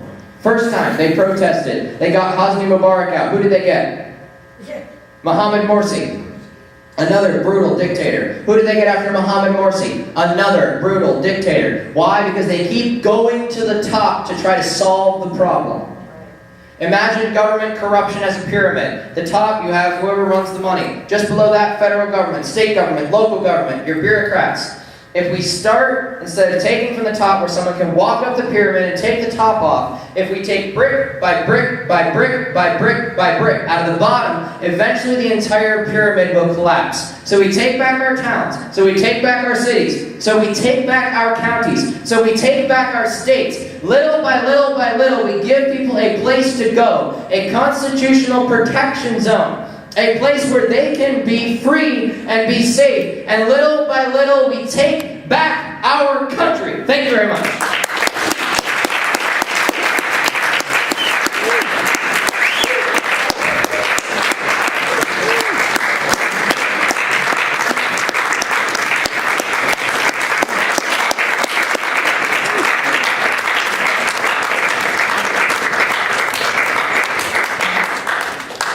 I'll definitely stick around for Q&A, so if anybody wants to ask any questions, there's also, should be a Little bit, there's a donation bucket hanging around. If you'd like to, that helps me with my travel expenses. It's not cheap to fly out to California. So if you'd like to help, that would be great. And then I'll just start taking questions. So right in front. Let's see. The Jerry Brown thing with the state not being able to Okay, great question. I forgot to cover it. Thank you. Assembly Bill 351, introduced by Assemblyman Tim Donnelly, who's currently running for governor. Now, this assemblyman who introduced the bill, we tried to work with him, we tried to get in touch with him, his office would not even call us back. I don't know why. I can't say intent. All I can say is they never got it back with us. We worked with them, we changed 2 things in the bill. California bill does a few things. Number 1, passed and signed by Governor Jerry Brown. Assembly Bill 351 doesn't even attempt to enforce California's oath, the oath of the people in California to stand up for your rights instead of stand down while they're being taken from you. It's the difference between a policeman in an alleyway as you're getting mugged going and walking away and actually stopping the mugging from happening. This bill only attempts to do what's called non-compliance, which doesn't work with NDAA. The federal government has more than enough resources to detain 1 person at a time under NDAA. No problem whatsoever. So this bill doesn't even attempt to do that. But even what it attempts to do is I've called it Swiss cheese run through an electric drill. It's that bad. This bill says, well, the state can't participate in a detention, prosecution, or investigation if the NDAA violates the Constitution. If? So, all you have to do is go in court and claim the NDAA didn't violate the Constitution. Problem solved. You're not prosecuted, you're not punished. Thank you, actually. Another thing this bill does is, as long as you didn't create the task force to enforce NDAA, if you just created it, let's say you created a drug task force, as long as you didn't create it to enforce NDAA, it totally can help the feds do so. Another thing is, this is very interesting. So the state supposedly, and I can't go through the whole thing because I don't have it up here with me, but if the state, let's say that everything else is perfect with the bill. The state says it can't help the federal government with physical agents actually do anything. But under funding, it says it only can't help the federal government in a detention, not an investigation or prosecution. So if they're investigating you to get ready to detain you, the state can totally help with that. They can help fund it, absolutely. Your taxpayer dollars going to detain your citizens. AB 351, it gets worse and worse and worse, and the only 2 good parts about it are the parts that we advise them to do something about. Is this law now? This is law now. This is law now in the state of California. And the reason I cover it, imagine how hard it is to get people, and you probably know how hard it is to get people to get off the couch once. Imagine trying to get them off the couch again after they've sat back down. That's the problem with warm and fuzzy legislation, like we call AB 351. Because all it does is gives you warm and fuzzies inside. There are 2 different theories of introducing legislation. That was a long-winded answer, but I want to answer it thoroughly. There are 2 different theories of introducing legislation. One is the theory that was carried forward in 1789 with the resolutions of 1789. Thomas Jefferson and James Madison introduced 2 of the strongest resolutions in the country. And they essentially defended the rights of people who take oaths of office to defend their citizens. Interposition, nullification, things like that were discussed here. Both those resolutions failed at first. Eventually they were passed, because when they failed, the people got angry and kicked the people out of office, or kicked people who were in office to get this done.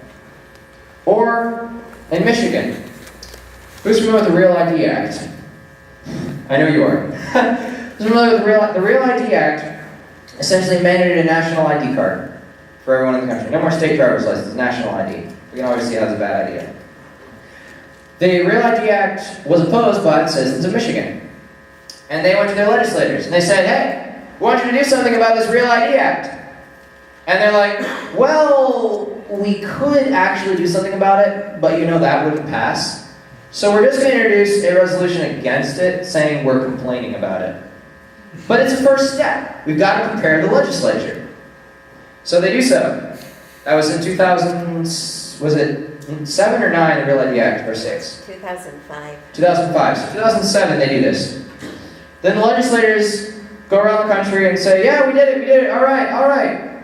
To this day, in Michigan, no legislation against the Real ID Act has been passed, besides that resolution. Why? Because they went around the country saying, we did it, and people fell for it, and never another step was taken. People sat back down. It's a problem with warm and fuzzy legislation. Our resolution is going to be hard to get through your city council, but it's going to do the job. And that's why we take that step, and that's why AB 351 does nothing to protect your rights. Right there, behind you. Yeah. Okay. Yes. So you were saying two kinds of people not to trust: the politicians and law enforcement. I recently became aware that lawyers actually take an oath defending that they are like a form of law enforcement. Is that true, Tina? I don't think lawyers are actually a form of law enforcement, to my knowledge. But They take an oath to the bar. They take an oath to the bar, right? Okay, yeah, they take an oath to the bar. Most lawyers are, to put it nicely, scumbags. And that's an easy way of putting it. I've had the most trouble with lawyers in defending liberty because lawyers care nothing about liberty, and mostly they only care about being right. And so that's what I found with lawyers, but I don't think they take an oath to the Constitution. I think that is only for people who are in elected office and people who carry a gun for any of federal, state, or local governments. That's not true. Lawyers take an oath to the Constitution. Do they? They are officers. He's a lawyer. They are officers Good of the court. Okay, so I'm not familiar with the lawyer's oath. I am not terribly familiar with that. If they do take an oath to the Constitution, then you have another angle to use on lawyers. You said to get them to pass a resolution and Yes. that would be a law. At least in this county, in this city, resolutions are not laws. You have to pass an ordinance. And so, Right, so if you took it as a resolution was law, I didn't mean it that way, a resolution will have the resolution itself will not have the force of law, but the force of law will be applied. Because what our resolution does is our resolution declares it, the opinion of the council or this county, that something's unconstitutional. All you have to do is remove the plausible deniability of your elected officials that something's unconstitutional. That's all you have to do. And once you remove that plausible deniability, their oath to the Constitution, they can be prosecuted for violating that oath. Allegiance and protection. They're not protecting you as a citizen. And so the resolution itself has no force of law. Absolutely not. Why? Because we don't want your resolution as an ordinance to be then challenged by the federal government. The Supreme Court's not going to rule in favor of a local law overriding what they consider a federal law. They're never going to rule in favor of that. And so we don't want the Supreme Court to be able to go challenge your ordinance. They can't challenge your resolution, because in order to challenge your resolution, they would have to challenge the Constitution itself. And as the Constitution is supreme law of the land, all we do is invoke the Constitution. A great example, Supreme Court opinions are called that for a reason. They're an opinion. The authority for that opinion is in the Constitution or whatever laws they cite. The authority is not in that opinion. You're issuing an opinion from your city council, from your county commission, from your county board of supervisors, that this is unconstitutional. In issuing that opinion, you're drawing on the Constitution for that authority, so you do not have to pass an ordinance. You merely have to pass a resolution invoking the Constitution on actions like this. Does that make sense? absolutely. Thank you. Yeah. Wow. Other questions? Back.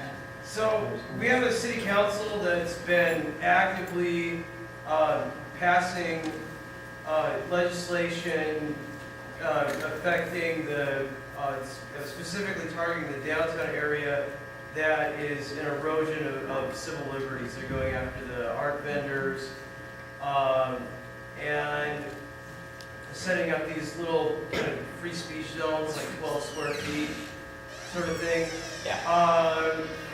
The council is controlled by these conservatives who sort of pretend they're liberal because they support like abortion, gay rights, and things like that.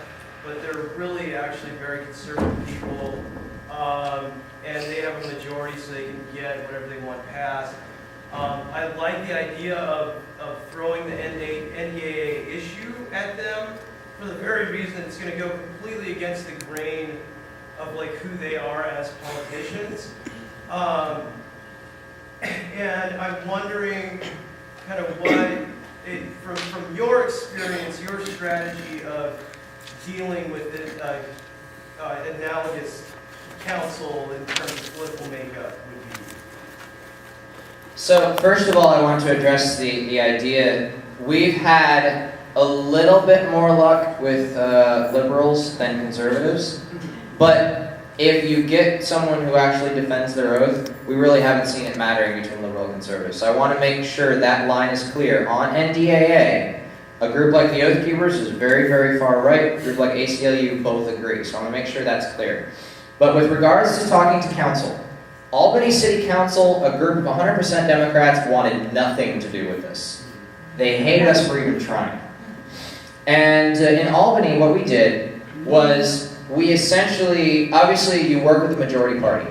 You do not want the minority, as much as I hate that America's a two-party system, we are. So, you do not want the minority party to introduce your resolution. You want the majority party to do so. Work with the conservatives, if they're the majority here. You want them to introduce the resolution. However, all politicians, whether they like it or not, will listen to an enraged electorate. What we found with Albany, in Albany we launched because it was such a big city, because it's such a powerful city, this is a symbolic city, we launched a national campaign called Take Back Albany.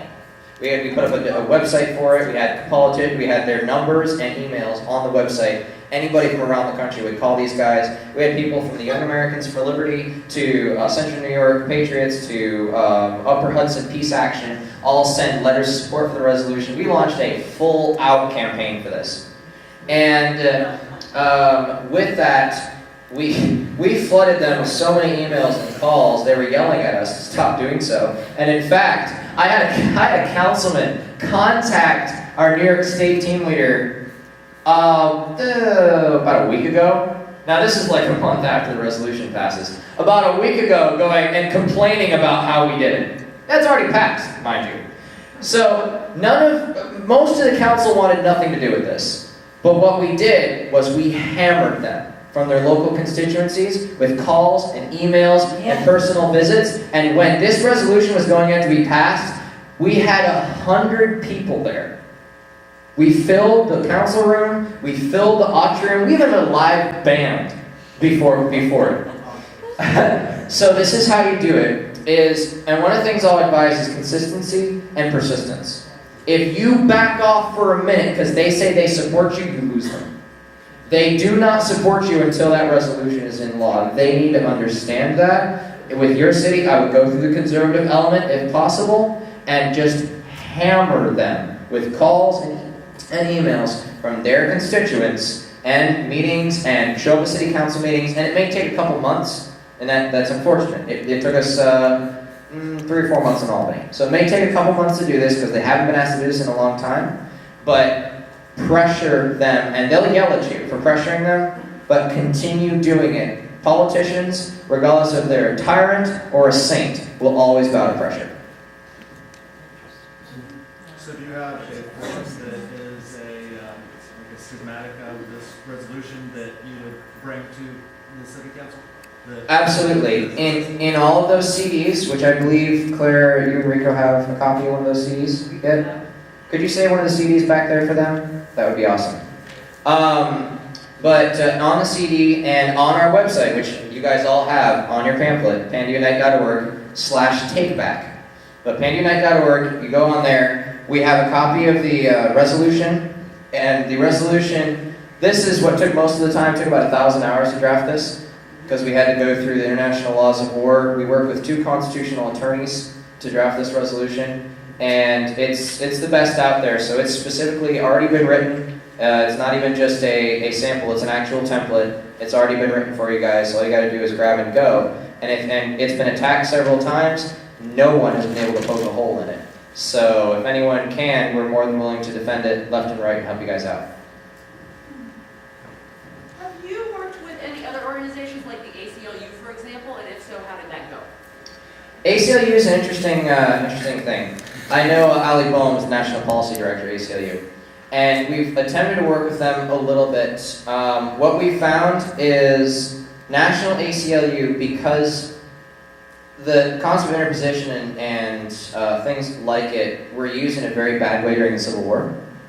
And the ACLU, instead of arguing in favor of civil rights because they knew that would work, they argued against the method. And so since they argued against the method, as much as they might want the method to be in existence now, switching positions would be very difficult for them. And so what we found is local ACLUs are 50-50. So we worked with Colorado ACLU, New Hampshire turned us down. Local ACLUs are about 50-50. National is stuck in a position where they want to, they're against NDAA, they hate it, but they can't support our methodology because they've argued against it in court. Yeah, I'm not sure that you can answer this question, but I just want to say at the beginning, a thumbnail, quick, like, bullet point. Okay, I'm not expecting a huge answer. But why is our country so far down the pike in this, what I consider a fascist state? Now, obviously, like I said, I'm just not trying to apply too much pressure on you. I'm just really interested, since you're so knowledgeable, on your take. Stanley, my take on it doesn't, take it or leave it, however it be. The Greatest Generation still is a wonderful generation. But one thing the Greatest Generation was brought up to do, and generations afterward had this kind of, and even my generation has a kind of lingering piece of that, was the people you do not question are politicians and law enforcement. You respect them. You walk up, you shake their hand, thank you very much for your service, you call them honorable, you do all of these things. And what we've done is we've taken the people we should trust the least and trusted them the most.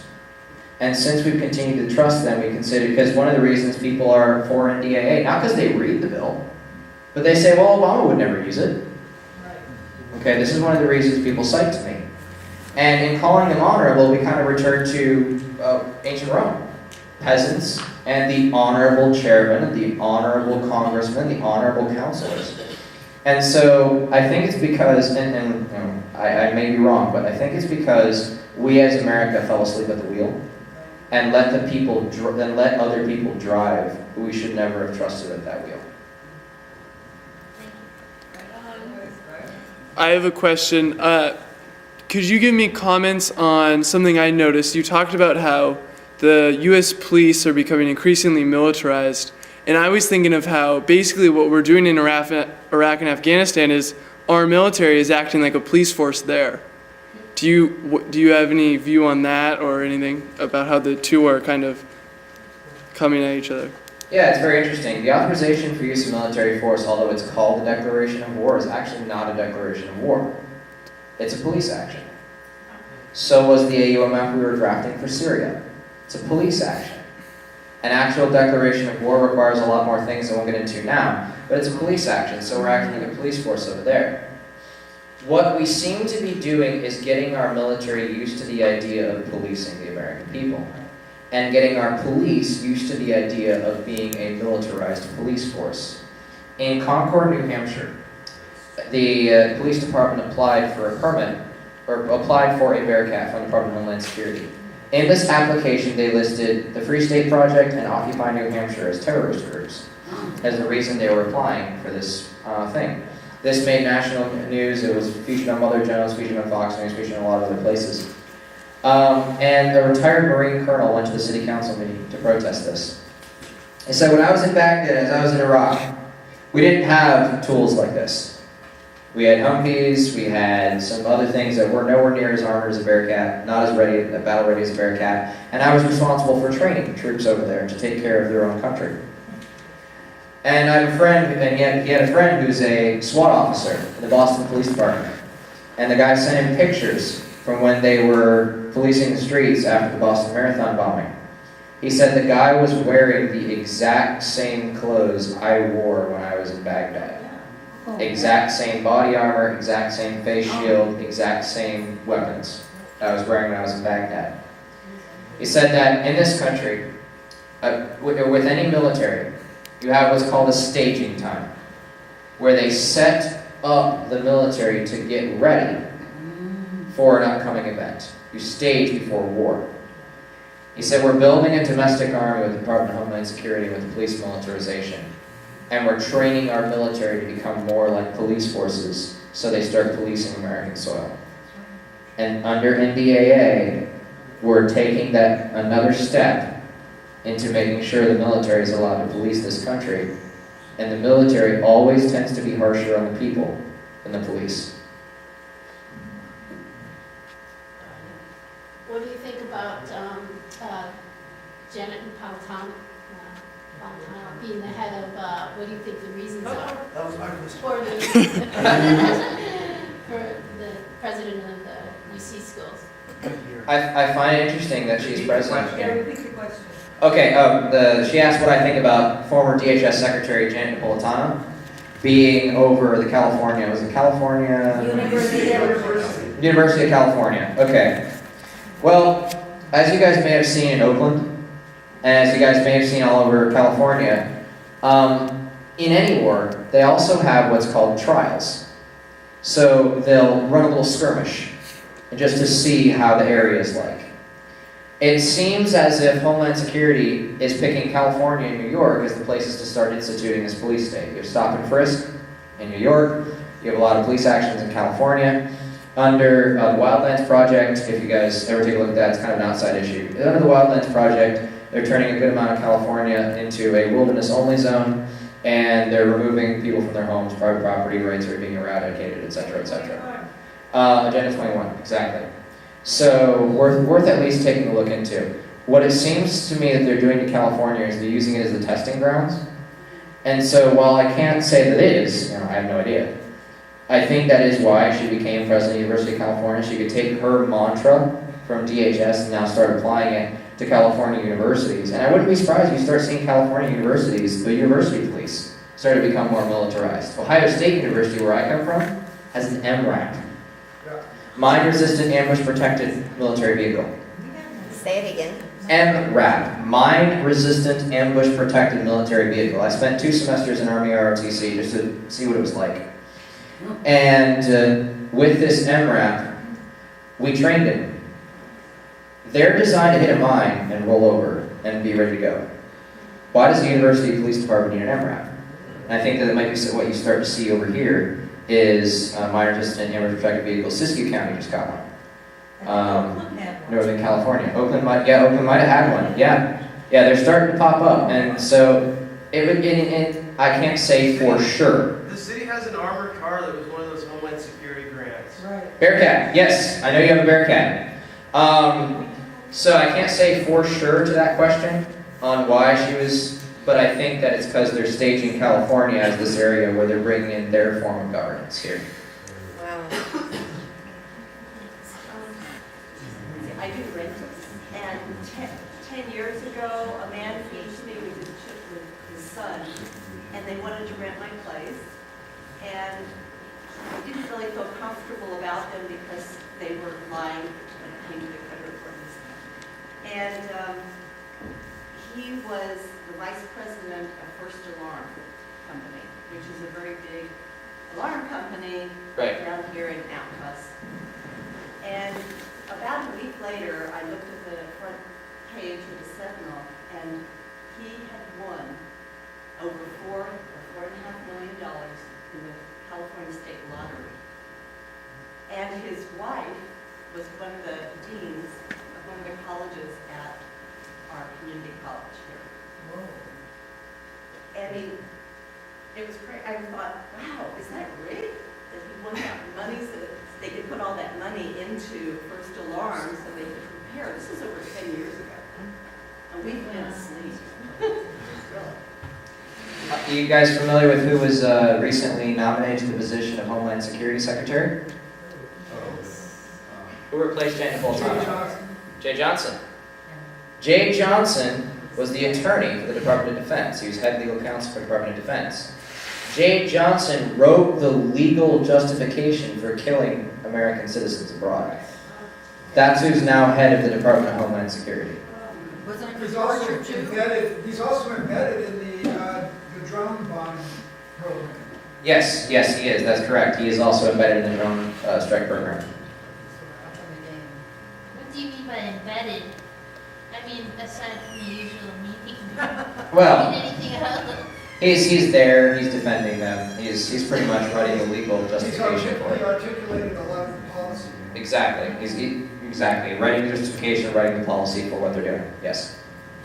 Did you find a way when you were in a room, say, with people that are the far right and people at the far left, to be able to focus, and when other topics would come up when they disagreed, how did you handle those situations, and any ideas you have for that, wanting to combine forces? Right, and it's going to be, and this is why I keep this very single issue. It's going to be difficult to start bringing the far right and far left together. We had in Oregon, they started arguing about different issues as we were having Q&A. And I basically had to tell them, look, your rights are on the line here. We came together to defend your rights. We came together to defend your liberties. You nitpick about all the other issues while they haul you off to Guantanamo Bay. I don't accept it. I'm very strict and very stern with them. I used to be full-blooded card-carrying Republican. That's my background. I'm now independent. I was at the Republican National Convention 2012. I watched them script the votes. I'm now independent. And I've had to bring left and right, and it's necessary to start bringing together because we agree on so many things. We agree on so many of the fundamentals that if we start talking to each other, we'll actually start making some progress. But as long as left and right stay divided, they stay winning because they control both sides of the coin.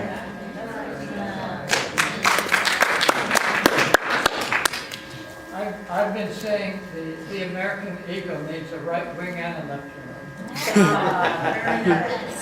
That's why I represent eagles.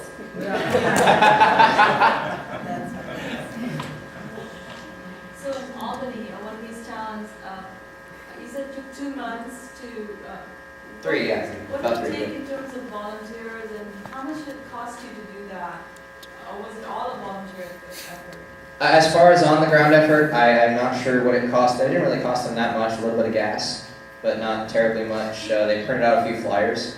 It costed us maybe $100 or something like that, because we organized online mainly, and via phone, things like that. It's all volunteer. So there's a lot of volunteerism that went into it. There's a lot of talking, there's a lot of working with the politicians to get them to understand. But I think the biggest thing we expended was time. And if you're willing to put the time and the effort into making your city a constitutional protection zone, this is a start. This will protect a lot of other activism in your city, that you can start making more parts of the Constitution protected. If you start doing that, I find that if you put the time in and you're willing to stay on your elected officials and be persistent on them and never let them get away from you, then I find that that's really all it takes. And we faced up against we faced up against some pretty big money before, and in Nevada, and we've managed to make some progress with it. So it's really just volunteers, it's voters getting out and doing things outside of just going to the polls every 2 years. Where you have had success getting these 70 other groups going in the 30 other states, are they all college students, and how do you reach them? And are you invited to speak at college campuses? So we have a mixed bag, and I wanted it from the beginning. Because if you look at the Tea Party had a lot of structure. Regardless of the politics, the Tea Party had a lot of structure. They had a lot of experience. Older people had the experience necessary to push it forward. There's no young people, literally, just about zero. Very, very close to none. They've lasted a while, but they've done a lot less, and they've made a lot less of a splash. If you look at Occupy, mostly young people. Went up like a flame, went out like a flame. There's a little bit of Occupy left, I understand, but there aren't many, anywhere near compared to what there was. If you combine the two elements, passion with experience, you create an unstoppable force. So what we've done is we've combined passion with experience. Our team leader in New York, who made all this happen, 19 years old. I'm 20. We have state team leaders who are 60 or 70. We combine experience with passion, and that's how we get it done. I've been invited to, or did teach some high schools a little bit earlier. I do get invited to college campuses sometimes here and there. But really, to answer the second part of the question, how do you reach out to the youth? My first speech was at the Northwest Ohio Conservative Conference. There was a packed room. They had a choice between going and listening to me or listening to an attorney from 1871 Constitutional Center talk about Obamacare. And as I promoted what we were doing, I had a packed room. The room held 300. There was 400 people in that room. We would have broken the fire code. All those people in that room gave a presentation, first one ever given on NDAA. It didn't go that bad. And out of that room, several people asked me, well, how do you reach out to the younger generation? They're always texting. They never sit down with their friends, and they're always on Facebook, and they never actually get out in the real world and read books.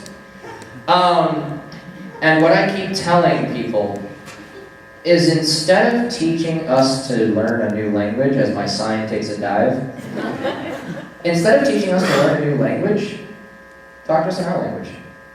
Video, music. That's how we reach out to each other. Texting.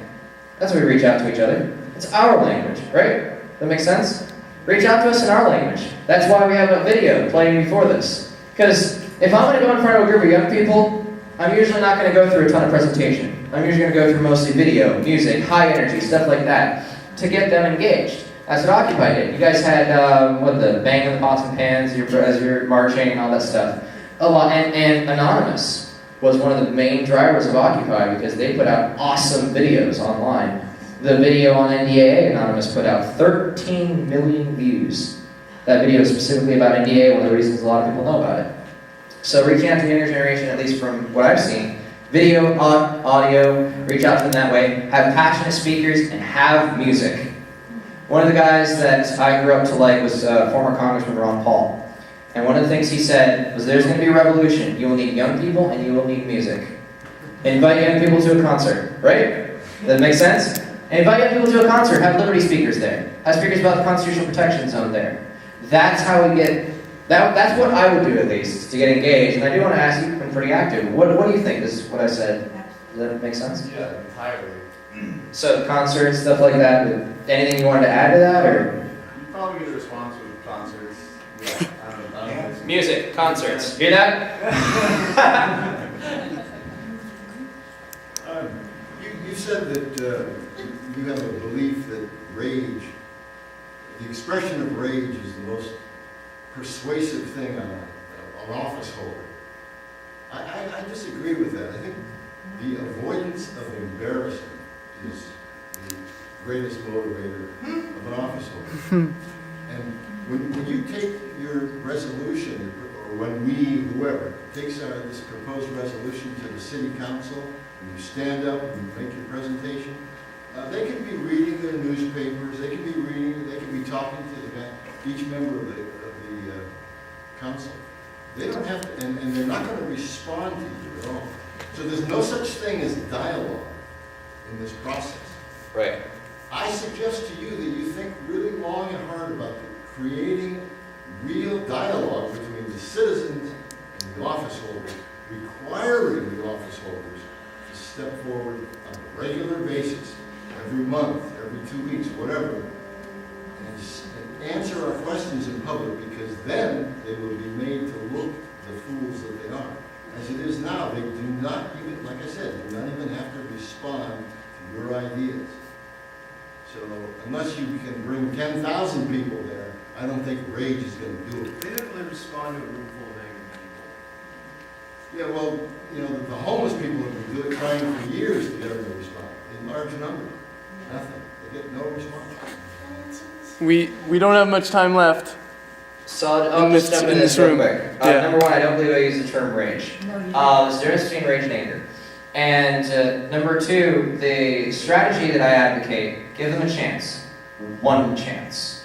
Give them a chance. Meet up with them. Hey, this is what's going on. This is how it's going. This is what you need to understand, etc., etc. They blow you off. They back off. An angry electorate has gotten things done throughout history. That doesn't mean rage. I'm polite. When I'm sitting in front of the board of supervisors and they're tossing me off like old chaff, I'm polite with them. That's right. But I'm not happy with them. That's right. And if you show that you're not happy, there's a difference between a room full of angry people throwing rocks and the difference and angry people who are furious about the fact they will not defend their rights, defend the Constitution. I agree embarrassment is helpful. It's harder to garner embarrassment because they just don't care, usually. And if you work on creating a dialogue, what they'll do often is they'll stall you. And they'll stall you and they'll stall you until you get to the point where you can never create that dialogue, and they just pretended to played with you. And having been through this experience of trying to create dialogue with politicians, one chance. I found that to be the most effective. That's why it took us almost 2 years to get Albany. We worked, we played the dialogue, we tried to engage them, but we never actually were able to do it until we started giving them one chance, and then we come out in force. I saw the most amazing thing in the city of San Diego, okay? This isn't too long ago, just roughly 5-6 years, and one of the most well-organized local city campaigns I've ever seen in my life, okay? Business people, Center for Policy Initiatives, which is essentially a labor and working class think tank in San Diego, formed by SAIU, organized everybody. And we did a Santa Cruz thing. We went and had the meetings in an auditorium because City Hall was too small. Business owners were getting up and talking about if we had a fair wage for city workers, suddenly mothers whose kid was sick would be able to afford a cab at the last minute type thing. It would make everybody work better. Guess what? There was so much spotlight on those conservative, most of them were conservative. It was like, I think we had Donna Fry, was the only true liberal, and the rest were more or less conservatives. And you know what? We kept the pressure on them. They all voted for it. It was on the TV, the whole thing. This is while they're stealing the city workers' pensions, mind you, in San Diego. But because the spotlight was on them, and it was in the news, and we had massive, it was super well organized. We had massive turnout, so. Great. That changed my mind pretty much forever. But we also stayed till the bitter end and the vote. We had people, they were there till 9 p.m. at night in the auditorium to watch the vote. So. Just tossing around a random happy fact about that. In Albany, they delayed the vote 3 hours to try to kick us out of the building before they even had the vote. Oh, of course. We don't have any more time left in this room. All right, awesome. Thank you so much, guys.